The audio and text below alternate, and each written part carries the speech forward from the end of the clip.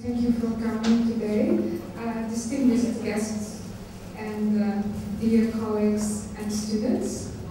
Our University of St. Joseph, is very pleased and honored, thanks to the generous contribution from the General Consulate of the United States in Hong Kong and the CTU in Hong Kong, to have today with us a very prestigious guest speaker. So, I would like to say a brief words about him, although you already know, because I know the majority of students have been following his career and also his works during the English classes. So, Olen Butler is a very famous fiction writer, author of several novels, several short story collections, and numerous college literature books. He was awarded several prestigious literary prizes, including the Pulitzer Prize for Fiction. He is a Francis Hepps Distinguished Professor holding the Michael Schar Chair in Creative Writing at Florida State University. This afternoon, our guest speaker will give a lecture entitled and will focus on the fundamentals of the creative process of fiction writers. After his lecture, our guest speaker has agreed to answer 2 questions from the audience. And my colleague, Herbert Lee, will moderate the discussion. Now, without further ado, let's give a round of applause to Robert Olen Butler.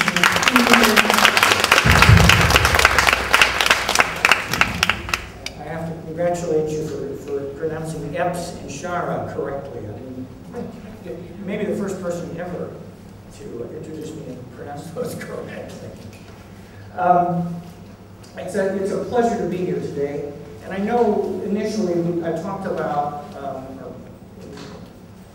I was asked what I would speak of.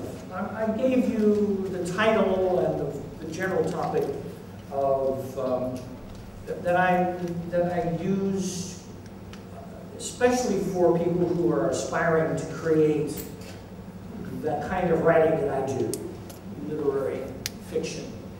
And I know when I was coming over on the jet foil, it occurred to me that maybe I need to take a little different approach. I will get into the principles of art, but I want to begin by telling you how it was that I became a writer who won that prize. How do I become a writer at all?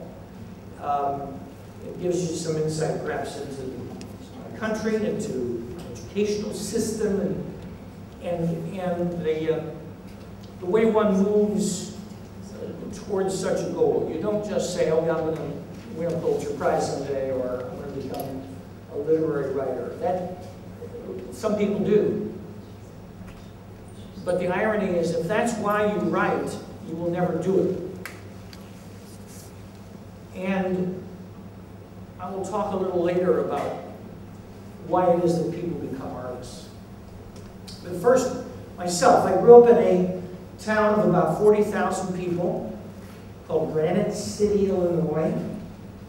And it's a town built really economically around 2 major steel mills. Where when I was going to college, I worked in the summer on the labor gang at the blast furnace and steel mills. And indeed, I was very comfortable with the men in the steel mill who were real blue-collar workers, many of them from the Deep South. Granite City the mills drew them up. But my father was the chairman of the theater department at St. Louis University, which is there's a big river called the Mississippi River, which cuts our country in 2 vertically. And Granite City was on the eastern bank, and on the western bank was St. Louis. And at St. Louis U, my father chaired the theater department, was a play director, and so I was very comfortable as well with all of his friends and academics and so forth. In retrospect, I understand that that was an important part of a writer's education. And I loved the aesthetics of the steel mill. I mean, people go to that town and they go, what's that terrible smell in the air? Well, the smell of naphtha, for me, is a nostalgic smell. And that gelatinous flame of the bleeder valve at the blast furnace seems a beautiful thing to me. So that became part of my writer's education. However, I didn't realize I wanted to be a writer at that point. Because my father was in the theater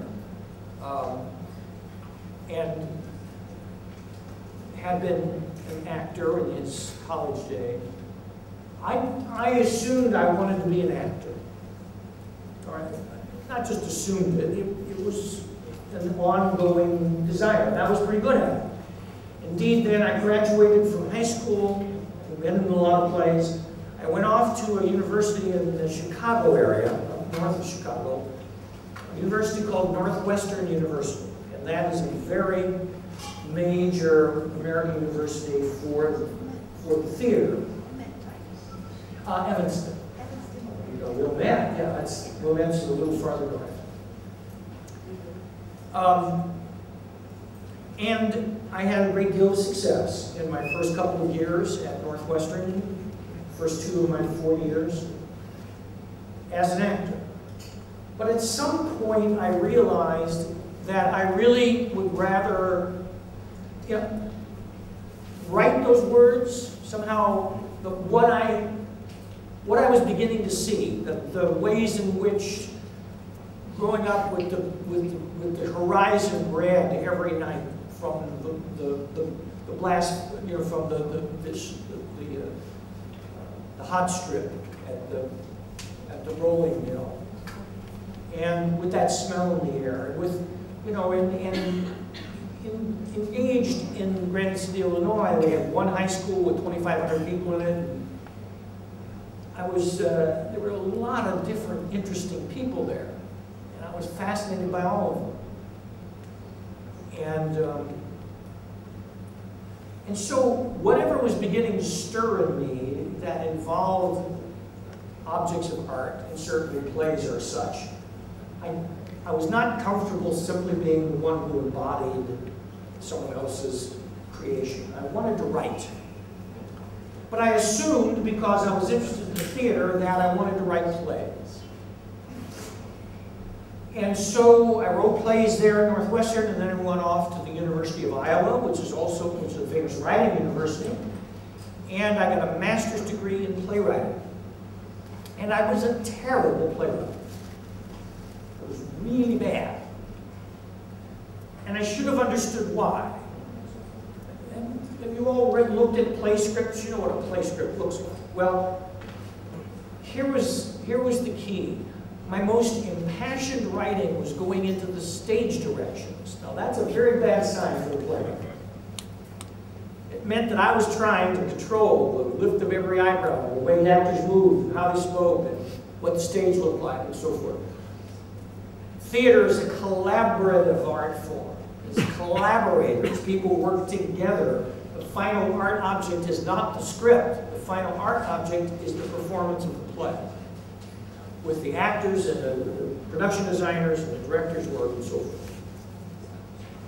But I was still writing bad plays in 1968, the fall of 1968, as I was moving into my last semester at the University of Iowa. I was going to graduate in February.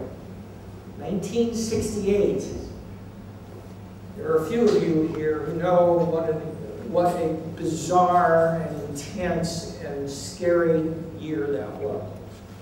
Martin Luther King was assassinated. Robert Kennedy was assassinated. We went to the moon. The Tet Offensive occurred in the Vietnam War. And in the fall of 1968, I received a letter from my draft board because there was a draft going on that it was then not very systematic. I happened to live in a draft board that had a quota, and they told me that as soon as I got my degree in February, I would be going into the U.S. Army. Now, We all had our doubts about that war at that point. But it was very complex.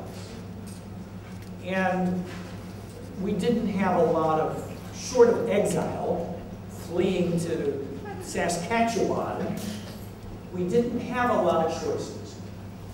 The choice I exercised was to make sure that I got into a job in the Army that did not have to do with killing anybody. And that could be done fairly readily if you were smart enough to pass certain tests, because if you were drafted, you went in for 2 years, and you likely went to Vietnam, and you did not have any control. You could have ended up as an infantryman or some combat arm. But if you signed up for 3 years, volunteered, you could qualify to choose your job, what they call the military occupational specialty. And I had an Army recruiter tell me about counterintelligence special agent. And what he did, he described that as, and I guess the word maybe the word probably was there, but I think it probably wasn't. He said, listen, what you'll be doing is, you'll be in some field office somewhere, probably in the United States, maybe in Europe, whatever, but most of this kind of work's done in the United States. When an Army, member of the Army seeks to get a top secret security clearance, you will do background investigations to make sure that they're a good risk. I thought, now that sounds like a good job. So I went into the Army in February, went to basic training, went to a Army fort in Baltimore, Maryland, and spent 6 months in a holding company, because apparently Army recruiters were giving this line to hundreds and hundreds and hundreds of men all over the country. I was waiting for a class to open up, which it finally did. And then I went through counterintelligence class, and it certainly did train me to do that very thing. That was not a lie. Now I'm in the Army for 1 year, and I'm about to get my orders, which I expect to be Scranton, Pennsylvania, San Diego, California. They sent me to Washington, D.C. to learn the Vietnamese language. Now, I didn't quite see how that would be necessary in the kind of work that I expected to be doing, but went to Washington. This high-rise building had, I don't know, 50, 70 classrooms. In each classroom were 10 Army guys and 1 Vietnamese native speaker. As soon as we got there, one of those Army rumors began to go around that if you flunked out, they would send you to Korea instead. Now, at that time, Korea was a very attractive alternative to the hot war in Vietnam. I didn't believe the rumor. The other 9 men in my class convinced themselves to believe it. It took them about 12 weeks of just messing around and trying to flunk. It took them about 12 weeks to realize that no matter how badly you did, you would not flunk out. Well, I was studying the language. It's like your beautiful language, it's a tonal language, and that's not easy for Westerners to pick up. It's not as much a language ability for a Westerner as it is a musical ability. And I used to play a musical instrument when I was a kid, and so I could hear the tones. Anyway, this was not something that you could ignore for 12 weeks and settle into a year. So at the end of the year, I was the only one who spoke Vietnamese, and I spoke it fluently. The other 9 could not find their way to a restaurant in Vietnamese.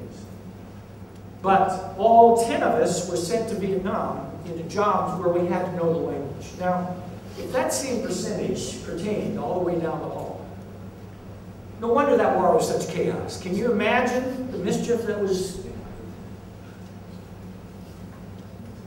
Okay. I'm gonna go out of sequence. No, I won't go out of sequence. I'll tell you this in a bit. All right. So now they send me to Vietnam, and I end up in the countryside, working in counterintelligence. It wasn't intelligence, it was more collection. I had very close, and as soon as I stepped foot in Vietnam, I fell deeply in love with the Vietnamese people and their culture and their landscape. And I spoke the language fluently. And then I had opportunities every day to have very close connections to Vietnamese farmers and woodcutters and fishermen, and provincial police chiefs, and you know, the washer girls. And I mean, it was a remarkable chance to really get close to the folks who populated and made up the deep character of the Vietnamese countryside and that group. Then I was transferred into Saigon. I was claimed by an American Foreign Service officer who met me on the trip to Saigon and asked that I be transferred to him. This was a diplomat, and he was the counterpart to the mayor of Saigon. It was the equivalent of about a 3-star general in the civil service. And I was his translator and his administrative assistant. So it was a civilian closed job. I lived in an old French hotel. And my favorite thing in the world, which I did literally every night for 7 months, is after midnight, I would wander into the steamy back alleys of Saigon, where nobody ever seemed to sleep. And I just wander out there and crouch in the doorways with the Vietnamese people who are extraordinarily warm and open-spirited people. And inevitably, they invited me into their culture and into their lives. And I began there in that time to become the fiction writer that I would eventually become. It was going to take some time. One of the things about art, and to talk to you about literature, along the way today, I'm going to try to define what art is for you. Literature, literary fiction, is a separate kind of animal from other kinds of fiction. And I'm not suggesting a hierarchy here. It's just a different, you know, there's mystery novels, and there are science fiction novels, and there are horror novels, and there are romance novels. I mean, there are a lot of different genres of fiction. Let's just think of literary fiction as a different kind of genre. But it has its own deep differences, and I want to try to get it there. One of the differences is this. It is keenly aware that art objects, as an art object, well, art objects are entirely sensual things. They are of the senses and of the moment. This is something that a lot of people lose track of in literature for several reasons. I may forget to get back to it. If I do, you can ask me why people lose track of what's the essentials of this art object. But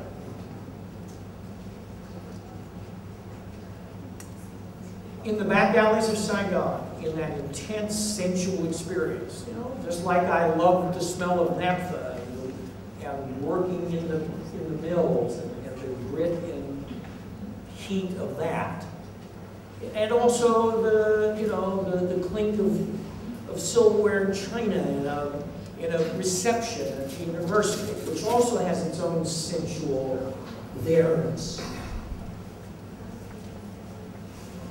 But Vietnamese, learning Vietnamese was a crucial thing. And I know you are language students.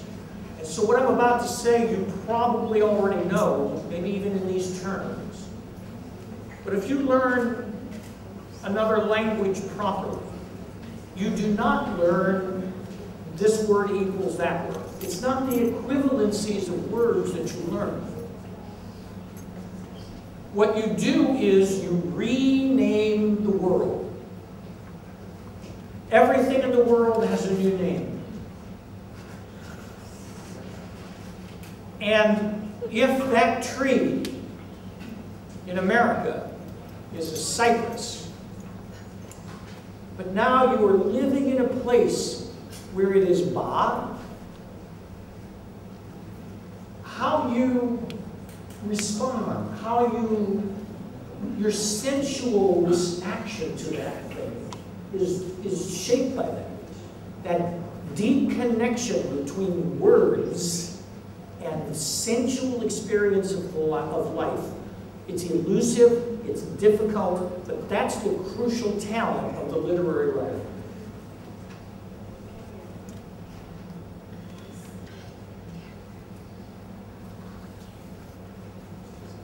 So, I came back from Vietnam and began to write fiction, controlling the whole sensual flow of experience in the objects that I created. And I wrote 44 absolutely awful short stories. And I wrote 5 truly terrible, I choke up to say it, terrible, terrible novels, okay? I wrote 1 million words of crap. You can fill in your own localism for that word. That's what it was. Before I started writing well. Then suddenly I began to write well. If you want to know what the thing was that turned me around, ask that later too, okay? But that didn't happen until some years later.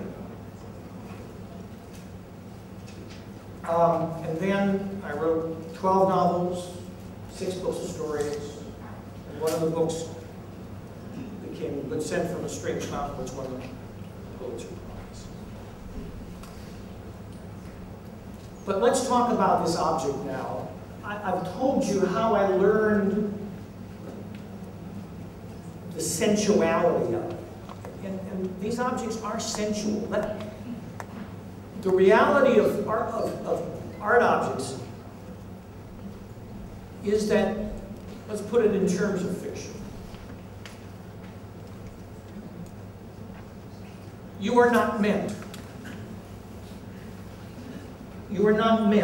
in the primary and only necessary engagement, encounter with a work of literary art. You are not meant to understand it in an analytical, rational, thematic, theoretical, philosophical, political, sociological way. It's not why the object exists. That is not how it's meant to be encountered. You are meant, with a literary fiction, you are meant to thrum to a work of art. Now that's a word that means the vibration of the string on a string instrument. You have beautiful string instruments in your native music. When you throw your hands across the strings of a stringed instrument, the strings vibrate. There is a kind of stringed instrument inside you, which when you give yourself to the moment-to-moment sensual experience of a work of literature, you will thrum. It is often called the aesthetic response.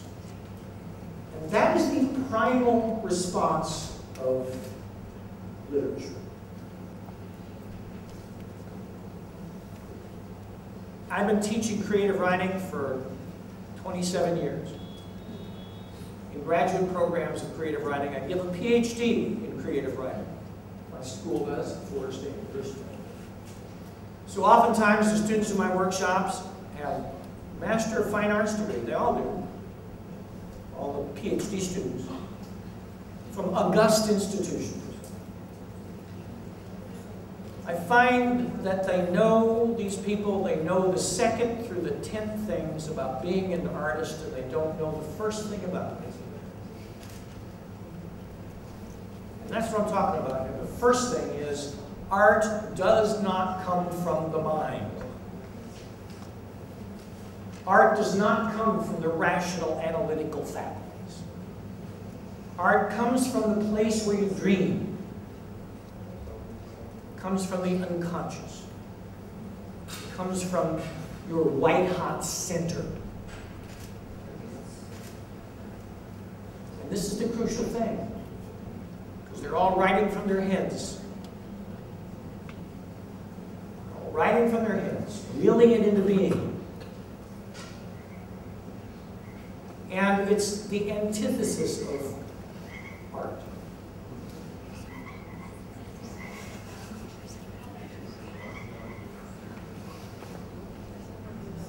Now, there are a few reasons why this is so difficult for them. First of all, the literary artist is unlike every other artist in that our medium of language. Let's think about the media of other arts.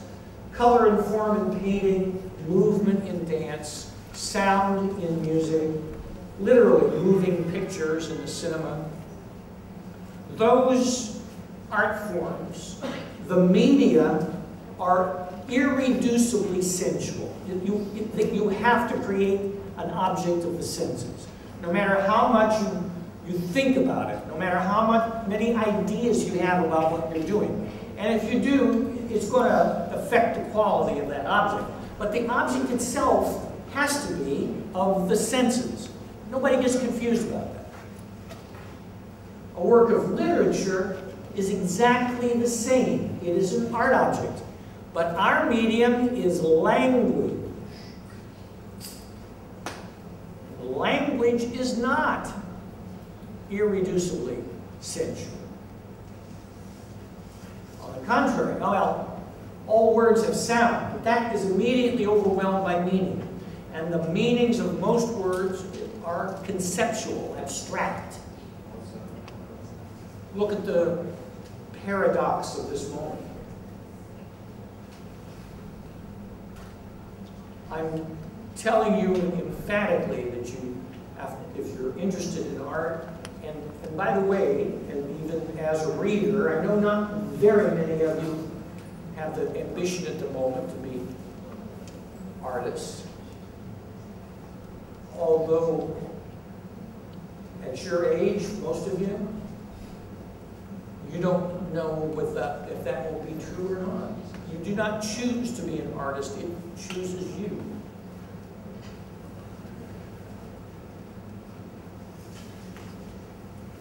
But most words are conceptual. And so what happens then is that your very medium as a literary artist is constantly trying to drag you up into your head. This is why it's a difficult thing for those who wish to create art, and it's something that I think as readers you need to be very aware of. Because one other reason that my aspiring writers have trouble with this are the reasons why you have trouble fully responding to literature when you read. And that is how they have been taught to read.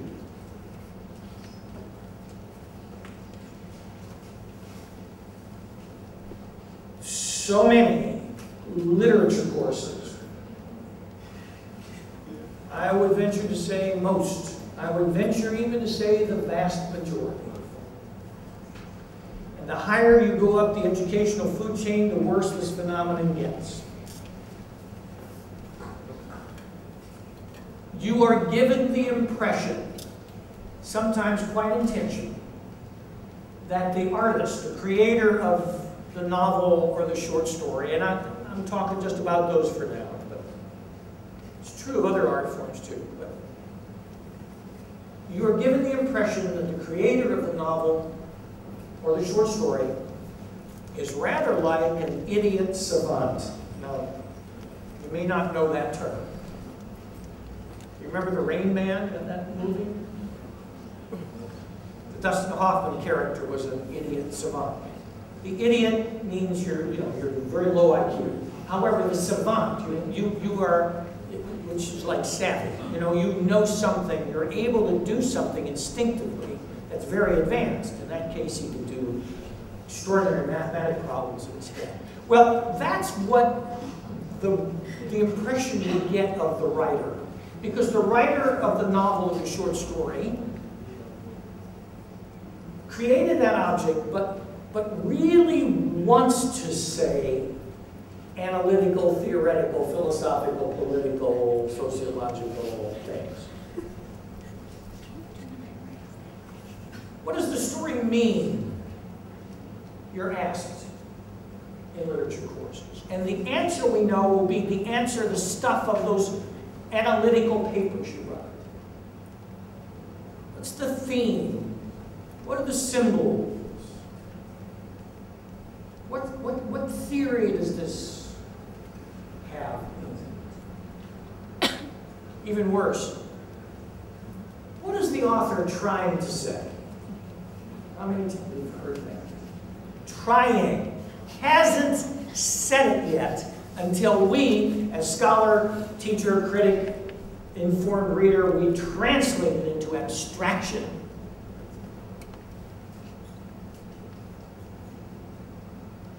Try to choose a delicate word here. Let me tell you, this is nonsense. It is absolute nonsense. The ability to have an aesthetic response is being systematically bred out of a generation of readers. Many generations. It's been going on for a long time. Why is it, for instance, in the United States, when you wish to have serious narrative? By the way, we all crave narrative. It's why we dream at night.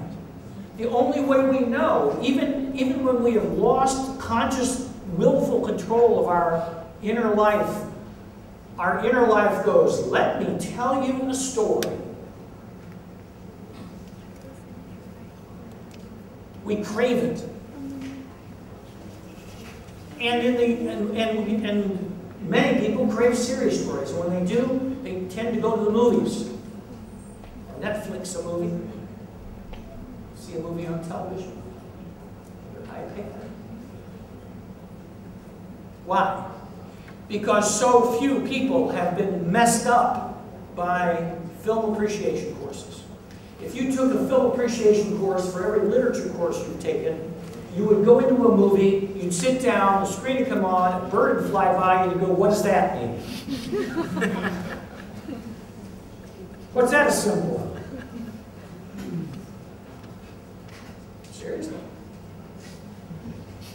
But you haven't had that very many. Maybe no film appreciation courses. So you go in and you sit in the movie, and you have a visceral, direct, sensual, aesthetic response. By the way, think about this. When I talk about literary fiction and conceptual language,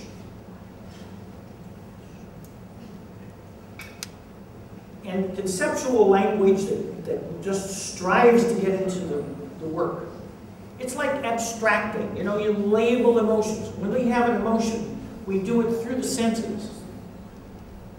It's an entirely sensual phenomenon. Basically 5 ways. We have a sensual reaction inside our bodies, which tells us we're having an emotion. We have a sensually perceivable reaction on the outside of our body. Gesture, posture, facial expression. We have a flash of the past.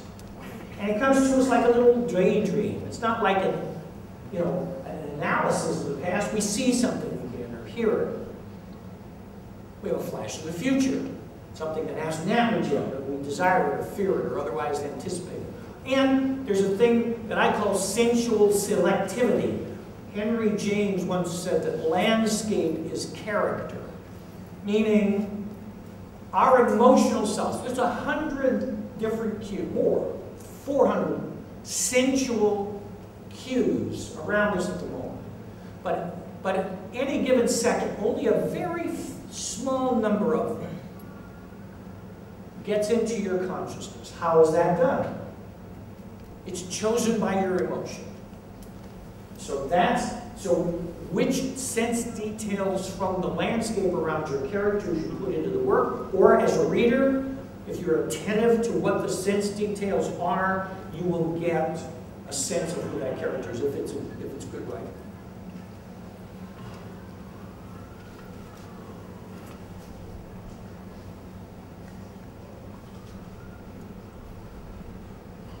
Okay, so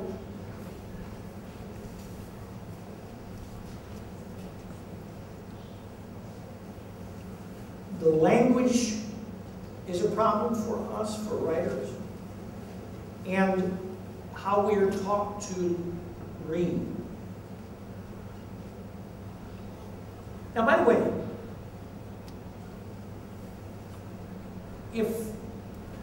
I'm not saying that all literature courses are worthless or that they couldn't be helpful, but you have to do two things. You need a declaration at the beginning of the course, and you need a final assignment. If this was done in every literature course, just go for it. Whatever's in there in between, some will be more useful than others, but at least there will be no harm done. There may be a little bit of good. But and so I'm going to give you this, and if you take any literature courses ever again, and in retrospect, you can apply it too. At the beginning of every literature course, it should be announced clearly that what we are doing this semester, this term, is a strictly artificial and purely secondary thing. It is not a natural thing to reading a work of art. It's not an aesthetic thing. And it's not the primary thing.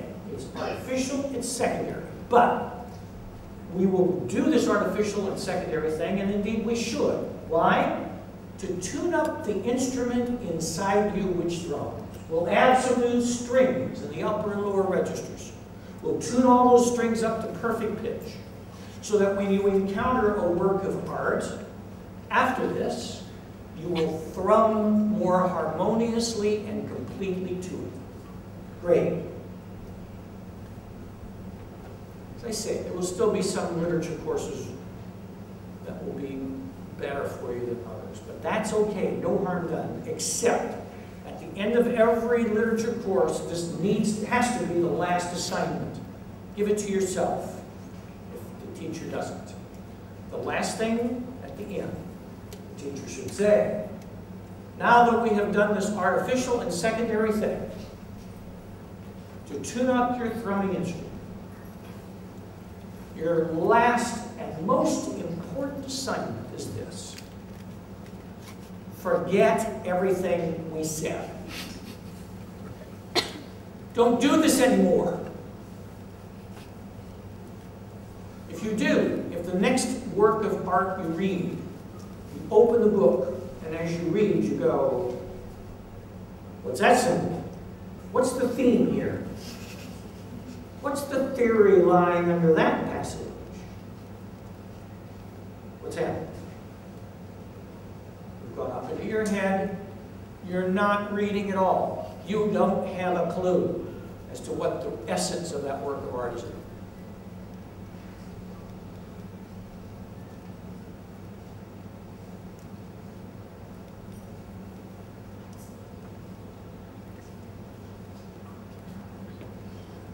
Let me tell you about one more concept, and then we can open it to questions. This is a thing that will help you as readers. It'll help you as teachers of literature. And it is the thing to focus on very overtly and very clearly and specifically when you examine and you read, and you should be open to this.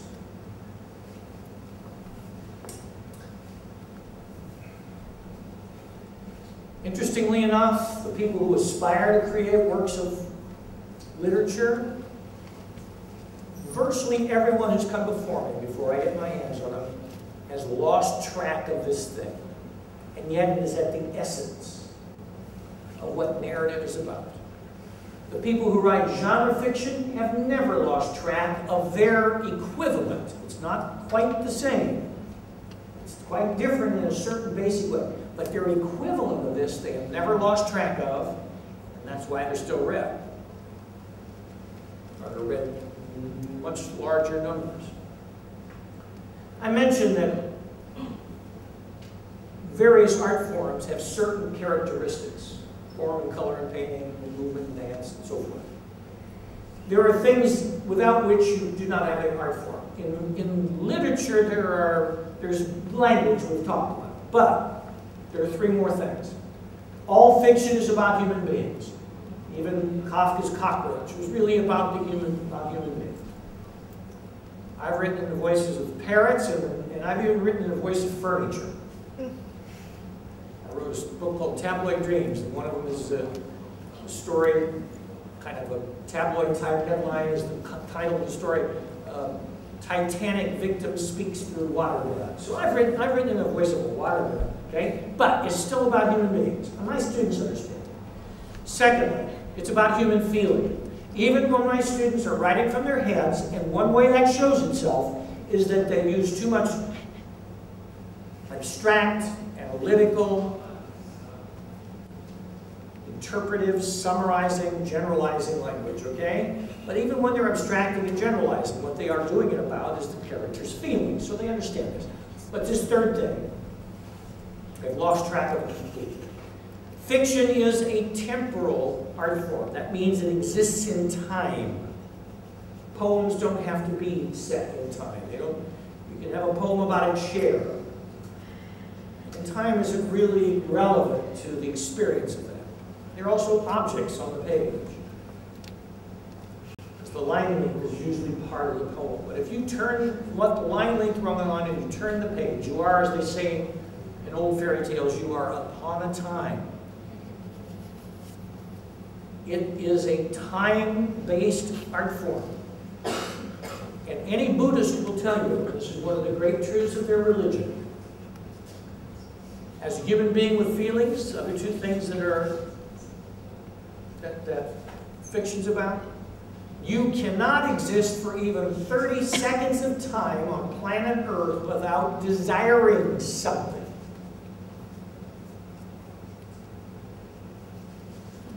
My favorite word in this regard is yearning, which is a word that in English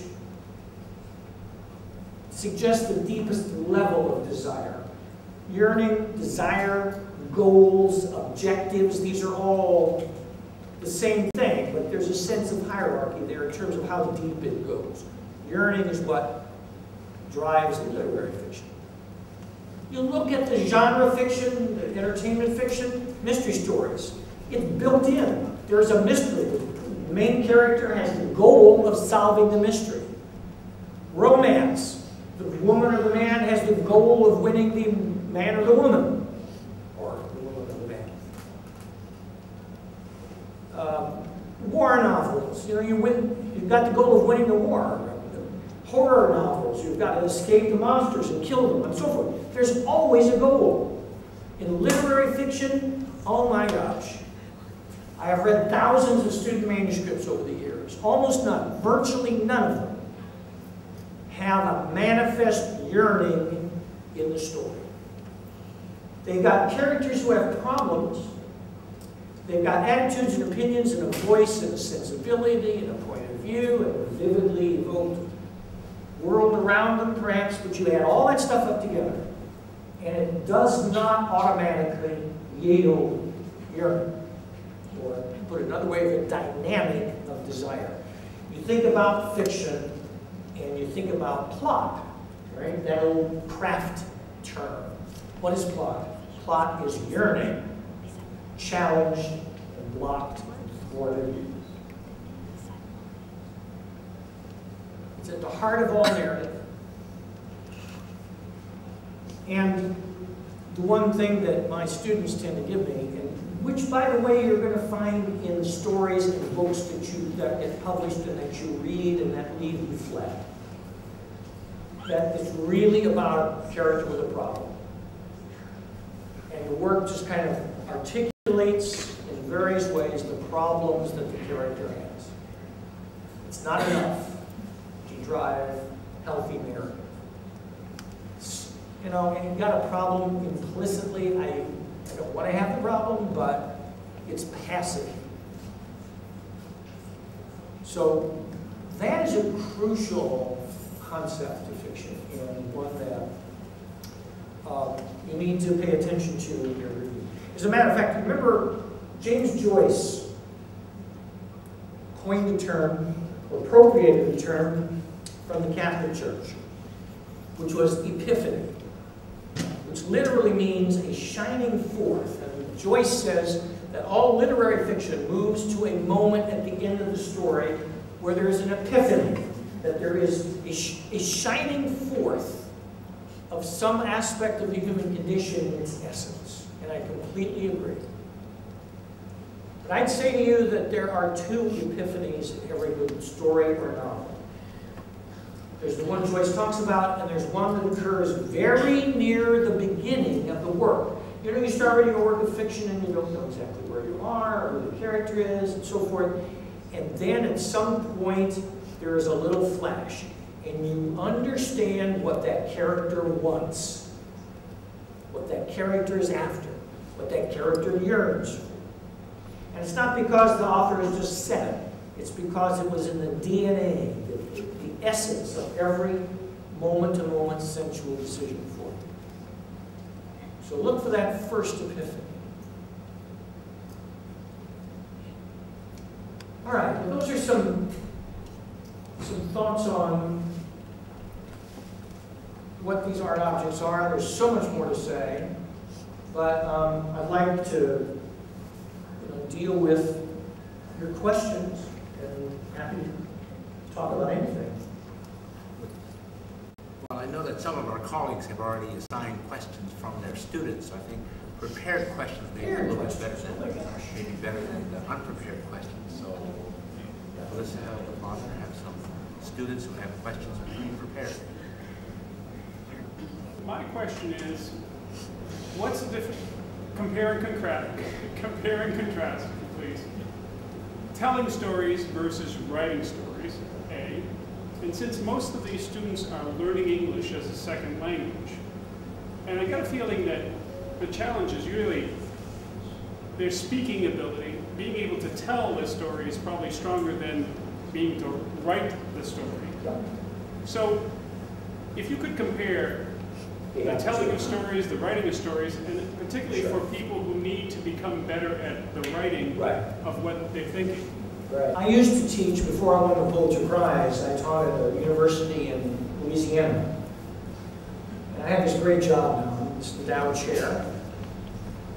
I teach 2 classes a year, and I oversee a dozen students or so in their dissertations and write books. But I used to teach 4 classes a semester, and I taught a lot of freshman composition. And what I came to understand was this, and this was southern Louisiana. I had rodeo queens, and I had guys from the hardcore inner city. Everybody in between.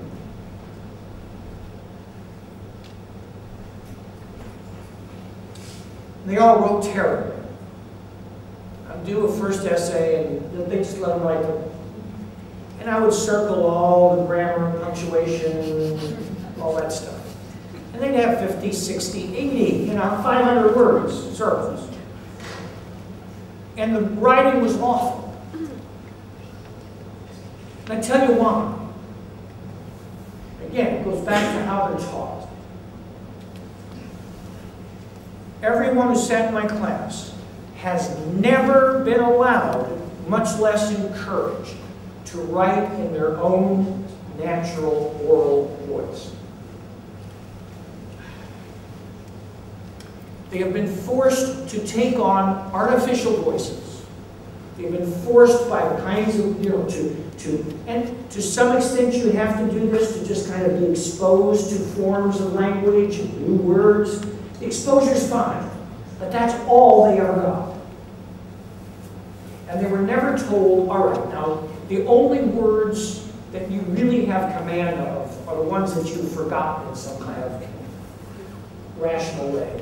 Graham Greene, about fiction, says, great British novelist, he says, all good novelists have bad memories.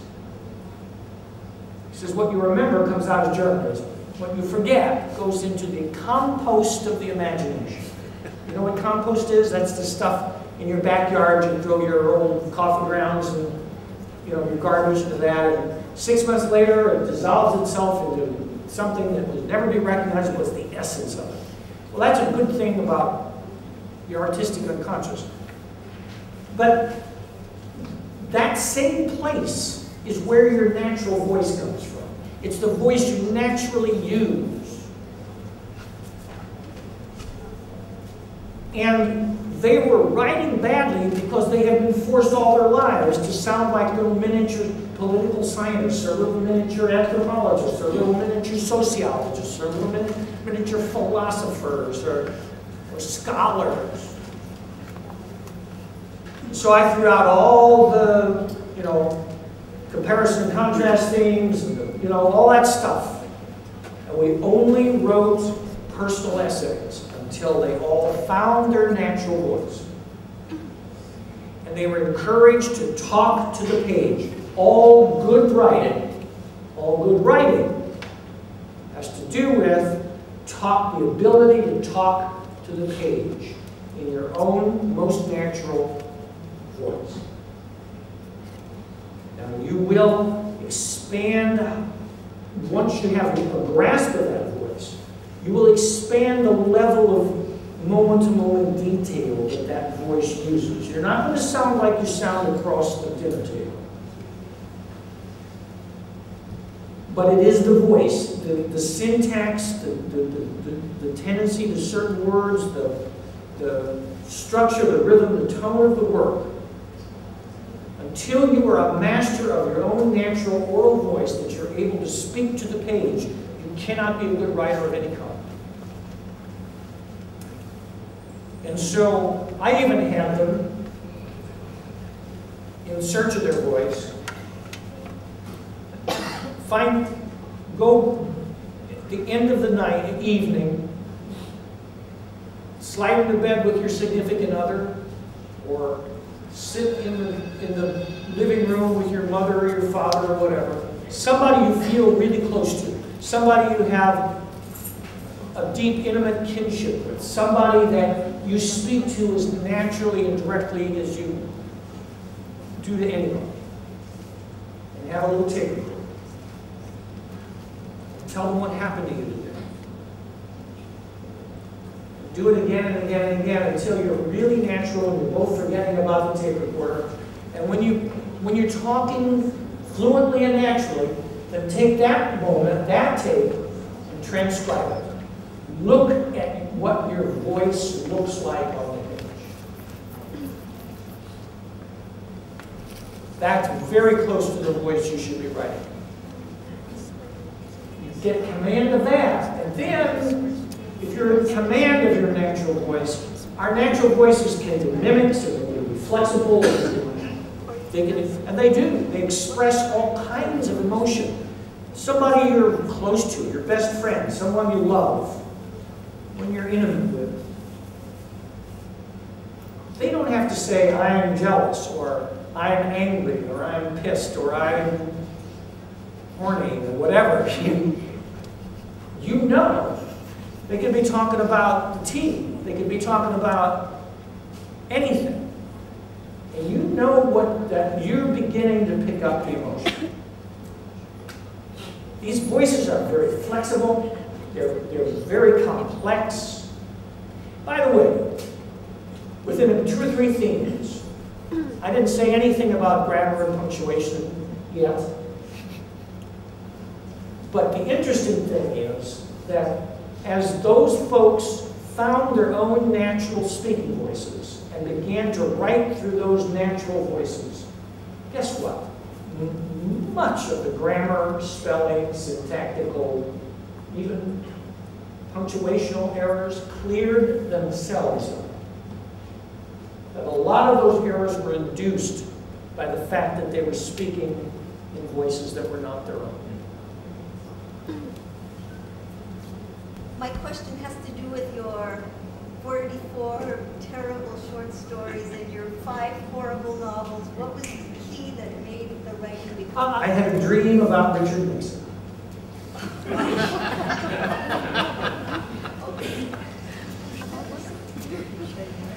Do y'all know who Richard M. Nixon is? President of the United States, elected in '68, and again in '72. By 1974, he was the only president to be forced to resign from office because of the Watergate scandal. And he had an enemies list, and he was, in retrospect, he was the first man to come to China. He started the Office of Health and Safety, of Occupational Safety and Health. He would be vilified by the Tea Party today. You know, it's ironic. But back then, liberal and conservative was at a different end of the spectrum. And he had an enemies list, and we all knew it, and he was rigorous he ran dirty campaigns, destroyed reputations. Anyway, as a fine young liberal, at the height of the Watergate scandal, I, like many other people, perhaps some people in this room, I hated Richard Nixon. I personally hated Richard Nixon. As I say, a recent president has made me nostalgic for Richard Nixon, but I hated him, despised him personally. And then one night at the height of the Watergate scandal, I had a dream. I walked into an apartment. And you know in a dream, you know certain things. I knew this was New York. It's kind of a shotgun apartment. At the far end of the room was a window that looked out onto the street, but we're up several floors. You can't see the street. Across the street, I could see the smudged terracotta facade of a warehouse building, but it's New York. I know I'm in New York. Along the left-hand wall is a couch. At the far end of the couch sits President Richard M. Nixon. I sit down at the near end of the couch. Nixon is sitting there, utterly unaware of me. Doesn't acknowledge me, doesn't even seem to know I'm there. He's sitting there, with his leg crossed like this, and he's wearing what he always wore, even when they had pictures of him in his home in California, in San Clemente, when he's walking on the beach. He had his Oxford shoes on, and he had his dark suit, and his white shirt, his tie. That's how he's dressed. Richard Nixon is weeping, is crying, uncontrolled. Tears are streaming down his face. He is quaking with sobs. He is crying and crying and crying. And I know why. I know why. Because if you look, his leg is crossed like that. His sock has fallen down. You know how sometimes the top of the sock gets loose? His socks have fallen down. And I know that's why he's crying. Because in spite of the fact he's the most powerful man in the Western world, maybe the most powerful, potentially man in the world, in spite of his enemies list, in spite of the rigorous, aggressive ambition that he has shown all his life, in spite of all that, he has just come to understand that in spite of all that, He is simply a poor schmuck who can't keep his socks up. And as soon as I understand about that, just like that, the hatred is gone. The hatred of my hatred of Richard Nixon, as soon as I understand that, vanishes completely. And instead, I have something that you might describe as the classic tragic feelings: pity and awe. And I wake up. And for the first time ever, before or since, something that I dreamed drastically changed my waking attitude about something. Because I woke up and I still didn't hate it. I still had a sort of odd pity for the man, you know?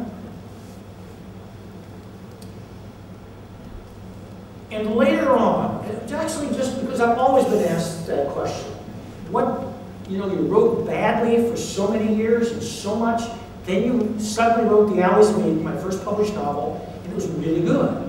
What happened?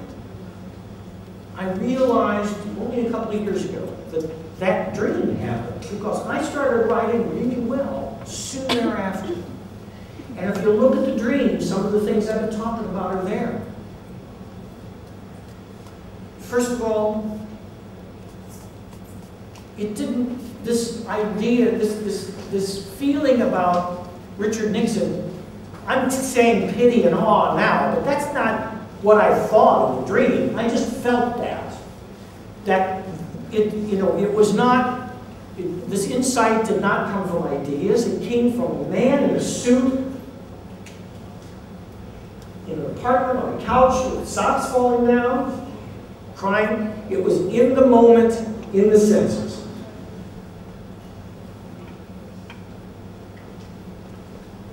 And I understood that at the heart of what he was crying about was yearning. If there is what Einstein called a unified field theory of yearning, it's I yearn, which is the thing that we all yearn for, probably at our deepest level, always. And I have a hunch, if you look deeply enough into the best literature, you will find this yearning there. I yearn for a self. I yearn for an identity. I yearn for a place in the universe. It's the question we all have. All religion and ethnicity and gender, those things become issues in pursuit of who am I? I am a woman. I am a man. I am Chinese. I am Portuguese. I am American. I am Catholic. I am Jewish. I am Buddhist. I am Muslim. Those things exist in our world as ways in which we try to say who we are. And that's why, I mean, artists ask the most fundamental questions that all the mullahs and priests and party leaders are asking. Who am I? Who are we? Richard Nixon was asking, who am I? He had just realized who he was. And it came in a dream. It came from the dream space. It came from the unconscious, this insight. So the unconscious, moment-to-moment sensuality, yearning. I suddenly understood those things. And there was a fourth thing. And this is really important. If I've had success in writing, and one of the things I'm known for is writing in the voices of a wide range of people. When you create works of literature, you deal with the essence of the human condition.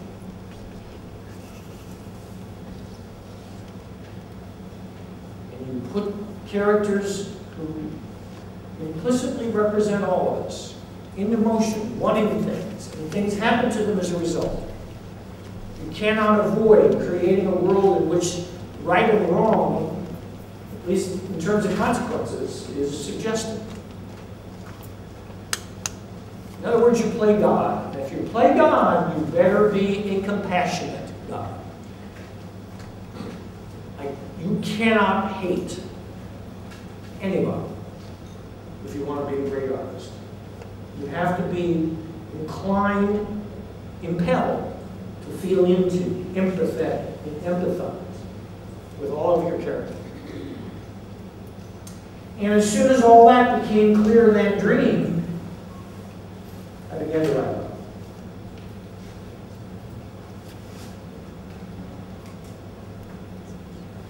I'd like to hear some questions from the students. We'd like to love them. How about this side over here?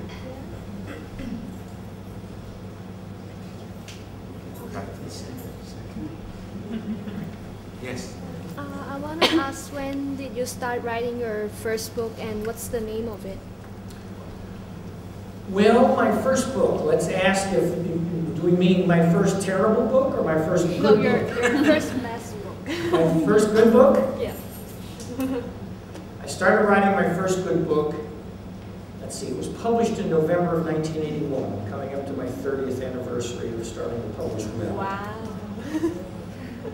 It was actually written in 1979, and it was turned down by 21 publishers before it was finally published. And then it got 24 great reviews, and I was off. It was a novel coming out of the Vietnam experience. And some of those, so I was writing in 1979, and the South Vietnam had fallen to the North Vietnam in 1975. So it was very close to the end of a war that America went, oh my God, we finally lost a war. So nobody really wanted to hear about this in any way. And I got stupid rejection letters like saying, because it's about an American Army deserter who deserts in Saigon. He loves Vietnam and the Vietnamese, deserts in Saigon, lives for 4 years in the back alley. It's called the Alleys of Eden. And he was in the back alleys of, and he and this woman had a kind of, hermetically sealed love that was like the Garden of Eden. And then what happens? 1975 happens, and then the communists are coming in, and they've got to make a decision. And so they escape through the alleys and make the last helicopter out of one of them, out of Saigon. They end up coming into the country separately and reuniting, and taken out of Eden, they try to recapture the love that they had there, and it's difficult. So that's what the book's about. One of the editors who turned it down says, there's not enough battle scene. Just to supplement to that, how did you know when it was good compared to the other? Did you know it was good? Well, what you do, I mean, I was learning not just how to write, but also how to read.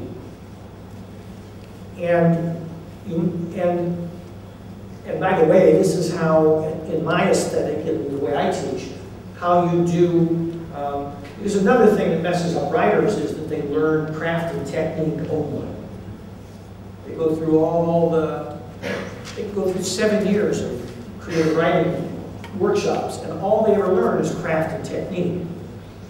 And they get the impression that the creative process is to maybe get a rough draft down, sort of free form, and then they go back and they look at the problems, and then they analyze, then they apply their minds. It's not. And they get the impression that that's the creative process. It's the antithesis of the creative process. So,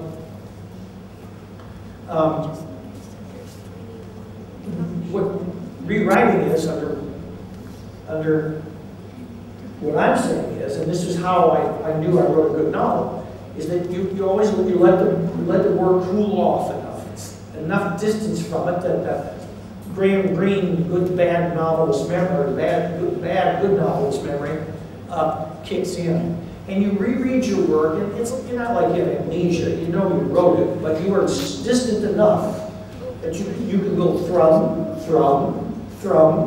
twang.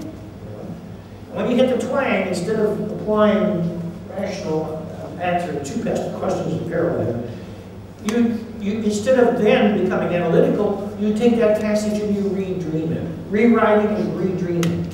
But what happened with the Owls of Eden was I finally knew how to read a book of my own and recognize it as a work, but through the throat, as a reader. Throwing to myself, yeah. Other questions? You're shaking your head. These are the two. This is the smart section. Yes. What did you feel when you won the Pulitzer Prize? What did I feel? Yeah. Well, let me tell you where I was at that point. I had published 6 novels in the decade of the 80s. I published in 81, 82, 83, 85, 87, 89. I published 6 books. 6 novels. The last novel was the first novel I wrote in the first person. The other 5 were third person. Since then, I've written largely in the first person. And it was the first time I wrote in the voice of a Vietnamese person. In this case, a half Vietnamese, 16-year-old boy. Half Vietnamese, half American. And it was called The Deuce. And that book, my 6th novel, it was published by Simon & Schuster, which is a big publisher, and I had been with Knopf, which is a big publisher. But they published that book, and on the publication day, it sold, it got a rave full-page review in the Sunday New York Times Book Review, which is a big thing, by a very famous writer named Scott Spencer. Loved it. It went on to get 6 more reviews total. And back then especially, that means it was totally ignored. That book sold 1,086 copies, which means it sold nothing because 1,086 copies fall off trucks and get counted as sales, okay? That's where my career was.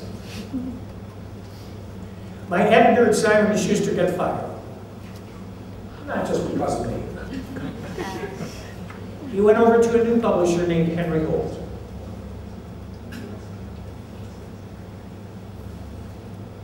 And I want you to remember your question and get back to it because of my memory. I'm going to go off on a little digression. I will forget what you asked, but that's okay. I remember it right now. I'm going to do this digression first. Because here's another thing. How did I write my Pulitzer book? Because my career was nowhere. I was what you call a critically acclaimed novelist. The critics loved me and nobody bought me.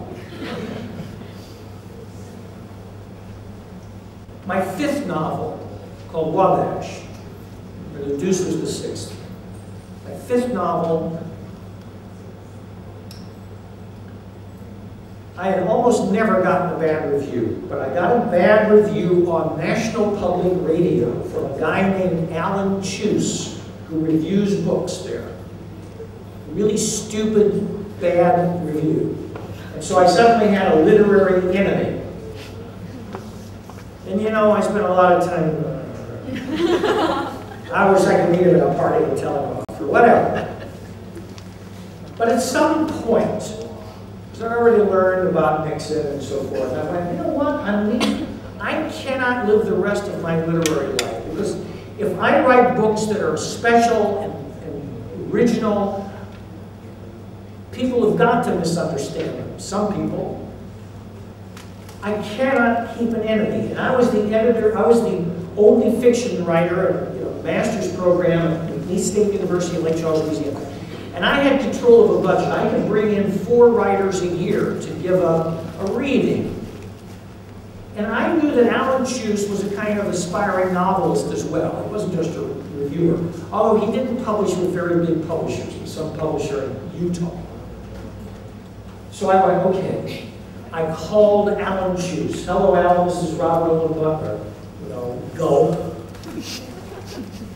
I'm a big fan of your fiction, Alan, and I've got a budget here. Can I pay you $1,000 to come down here and give a reading to my students, and we can hang out together? So he came down. We had a nice weekend together. He gave his reading, he went away. I did that to tell myself, you cannot keep enemies. A year later, by the way, I was convinced, having written 5 really good novels, that I'm not a short story writer at all. Not everybody writes both novels and stories. I would never have gone back to the short story form. I just had a lot of novels to write. And I started The Deuce. And it was getting near the end of The Deuce, and I got a phone call from Alan Juice. He says, Bob, I'm producing a radio show called The Sound of Writing, and I'm soliciting people to write short stories. I've got John Updike doing it, I've got Ann Beattie doing it. Would you give us a story? And I said, sure. And I hung up and I went, holy shit, what have I done? I looked at the 44 stories. They were worse than I remember. But there was a little bit of Vietnamese folklore about how little boys in Saigon used to catch, collect, train, and fight crickets. And suddenly, I heard the voice of a Vietnamese father in Lake Charles, Louisiana, trying to convince his son, an 11-year-old, very Americanized son, to be interested in cricket fighting on a boring Sunday afternoon. I sat down, and 6 hours later, I had a story called Crickets. I went to bed that night. The next morning, I woke up, I had 24 more stories. And that turned into A Good Scent from a Strange Mountain. If I had not given up my literary enemy, Alan Juice never would have called me to do a story. And in calling me to do a story, I went back to writing short stories, especially that one, and I never would have done it otherwise. I would not be sitting here today if I had not taken an active step to let go of an enemy. Now, what was your question? What did you feel when you won the prize? But I had sold 1,086 copies of my previous book. But that Good Scent from a Strange Mountain was the next book I wrote. Because when I did Crickets, I called my editor and read it to him on the phone. He said, great, you know, and I told him I had 24 more. He said, let's do a book. This was the guy who was fired from Simon & Schuster. So I wrote that book. And that was the year, and it didn't sell very much. Books of short stories don't sell very much, even less than novels. It was a middle-aged white guy writing in the voices of Vietnamese men and women in a more politically correct age than even now. Who had any expectations for this book? And that was the year that Cormac McCarthy was going to win for All the Pretty Horses. Now, the Pulitzer, they don't tell you that you're on the short list. There's no announced short list of the Pulitzer. It's the only book prize that doesn't do it. They choose 3 books, and that's the short list. And I didn't know it. Then they announce all the Pulitzers, because there are journalism Pulitzers too, on a Tuesday afternoon, in first Tuesday in April. And they do it at a press conference, and they let the first enterprising reporter who can find your home phone number give you a call. So I got a call from a reporter from the Washington Post who I interviewed with about Good Scent a year ago. He said, hello, Bob, this is David Streifeld. I want to ask you some questions about your Pulitzer Prize. I think my exact quote was,